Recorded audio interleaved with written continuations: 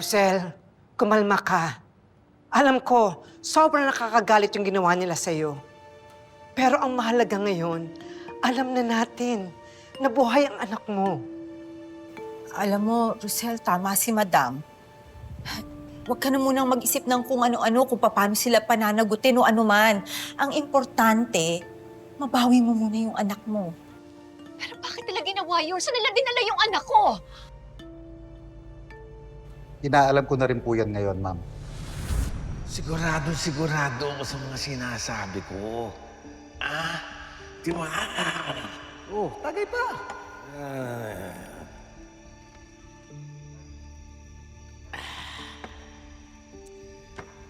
Oo nga. Buhay yung anak ni Rosel. Yung kambal. Ano yung parehong buhay yun? Sigurado ka ba? Oo, sigurado.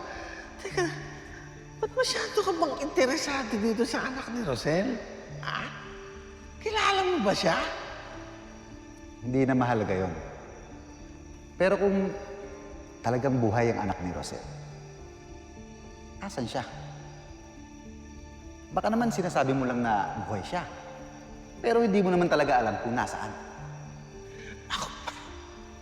Ako pa?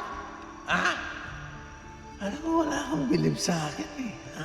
Alam mo ba lahat yan? Tagay! Siyempre, alam ko lahat yan. Alam ko lahat yung kwento na yan. Alam ko yan.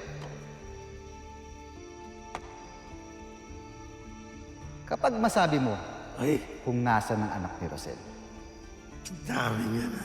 ibibigay ko sa iyo ito. Teka. Akin ba yan?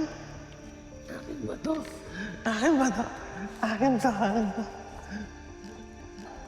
Ano? Nasaan ang anak ni Rosel? Yung isang kambal na anak ni Rosel, nandun yun sa, doon sa pamilya ng doon sa... Uy! Gumar! Gising!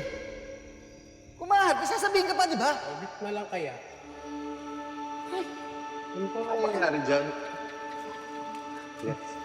Kilala mo? Lasing na kasi.